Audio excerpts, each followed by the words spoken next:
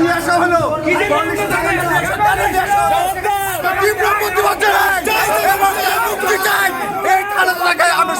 তাকে আমার সদস্যকে সঙ্গে করে আমরা এই রাতে সামুদ্র দ্বারা অবস্থান কর্মসূচি ঘোষণা করবো। ততক্ষণ আশরাফের মুক্তি না দিবে ততক্ষণ আমরা এখানে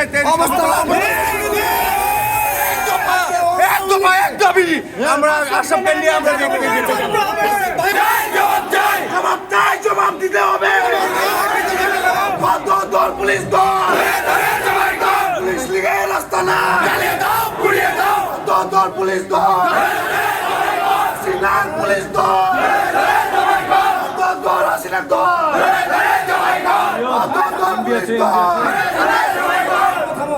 পুলিশ ভাইদের পর আমাদের পুরো আকর্ষণ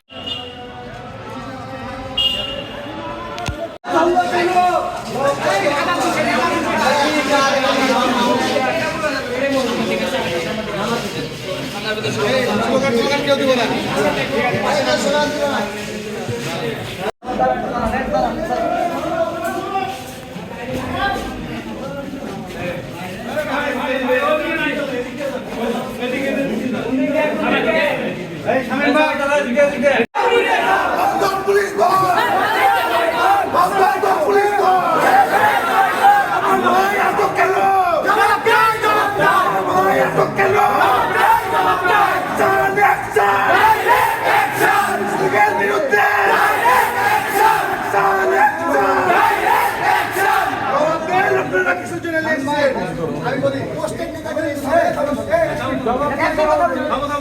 জবাব দিবেন আপনারা, জবাব না দিলে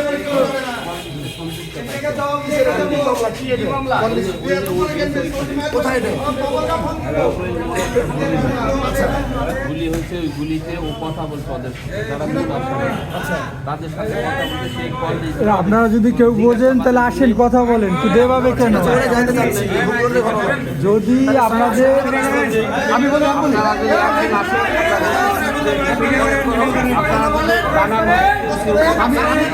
আমাদের সাথে আসেন, একজন আসেন, আসে আমরা দেখাই আমরা যারা বোঝে একজন আমরা আইন শৃঙ্খলাকে হাতে তুলে দিব না।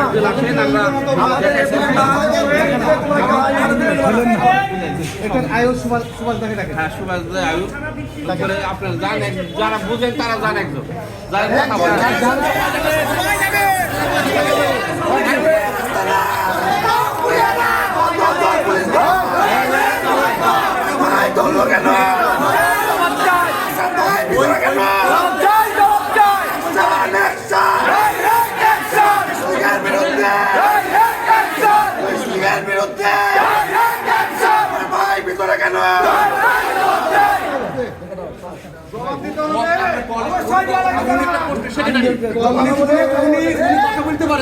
কথা বলে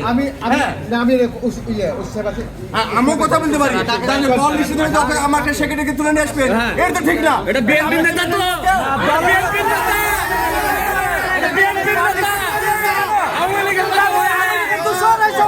এটা বিএনপি নেতা,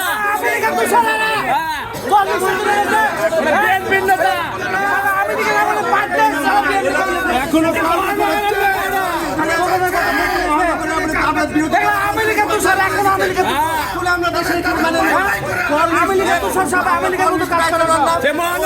সেক্রেটারি সেই কথা বলতে পারে, আমার দলের প্রত্যেকটা নেতার সঙ্গে কথা বলতে পারে, বুঝতে পারে সে কথা বললেই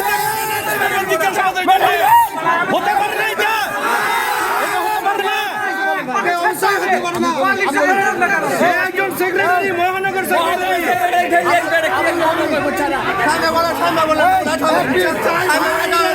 তাকে নিয়ে আসা হলো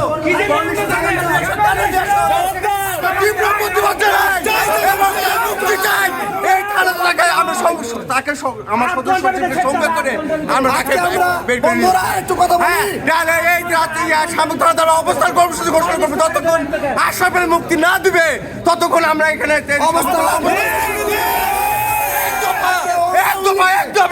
আমরা আশরাফকে নিয়ে আমরা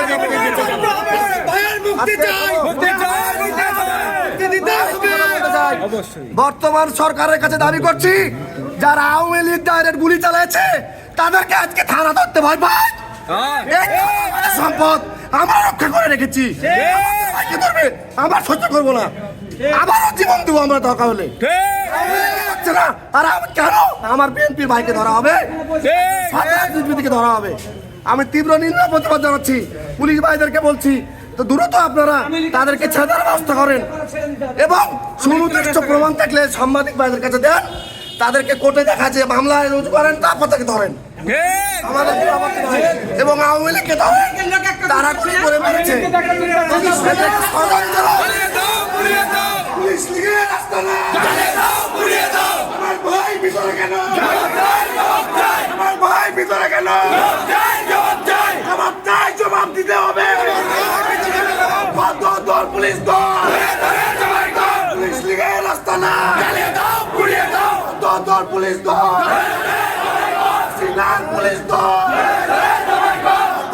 হাসিনার দল, পুলিশ দল। পুলিশ ভাইদের বল আমাদের কোনো আক্রোশ না। ভাই ভাই হাত ধরেন না, হাত ধরেন ইয়া করার জন্য আমরা দেখি না। আমি বলি আপনাকে, আমি আপনাকে যেটা চেহারাটা ঢেকে দিলাম, আমি বলি আমার এই দাও, এই কথা বলো না,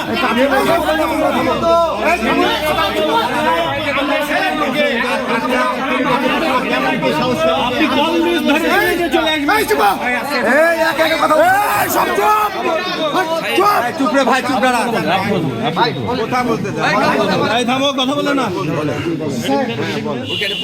রাজশাহী মহানগর কৃষক দলের সদস্যদের অফিসের জায়গা নেই। একটা কথা বলবো না, এই কথা বলবো না। জায়গা নেই। বাস বলেন, আপনি বলেন। তার আগে আপনার তথ্য পাঠ্য বা আমাদের উদ্যোগন নেতা হিসেবে কথা বলতে না বলি আমার তো শেষ হয়ে দেখুন বলতে হতো। এই সুভাষ দা কই, এই সুভাষ দা কই, উনাকে একটু ডাকেন, তো দরকার আছে। উনি ডাকেন। ওনার সাথে আমি কথা বলেছি দাদা এদিকে আসেন। এই ঘটনার আগে। সুভাষ দা এই সাইড দাও, এই সাইড দাও, এই সাইড দাও। উনি যদি এই সাইড দাও, ঢুকতে দাও। উনি যদি আমার ভুলে লোক মনে করেছিল তাহলে ভুল করেছে। আমি ওনার সাথে সামনাসামনি বলছি, আমি আমাকে বলতে পারি ভাই আপনার সদস্যদের নাম হয়ে আমাকে রাস্তার লোক মনে করে হয়তো কথা হয়ে গেছে, আমরা থানাতে পৌঁছে দিব মনে করে যে দোষ হয়ে থাকলে, এটা আপনার সুভাষ দা, এটা আমাদের জন্য খুব লজ্জাজনক এবং কষ্টদায়ক। আমার সদস্যকে আপনি কি বলেন নিয়ে আসছেন? আমি আপনাকে বলি, এখন আপনারা তো ভাই আসছেন, আমরা বিষয়টা শুনছি, আমরা বিষয়টা পর্যালোচনা করে আমরা আইনগত যে ব্যবস্থা সেটা নেব, আর যদি না হয় আমরা সেটা আপনাদের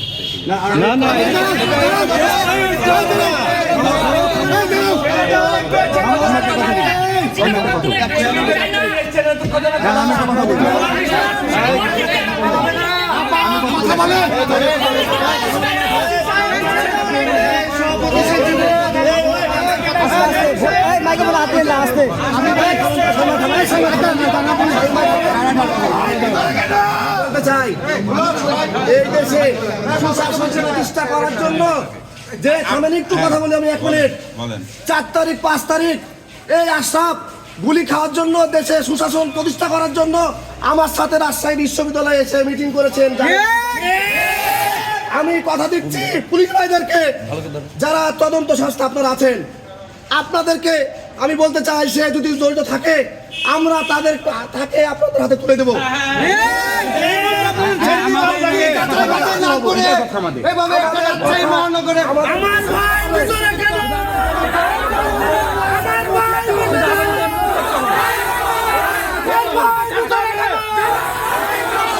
এসছি আমার রাজশাহী মহানগর কৃষক দলের সদস্য আশরাফকে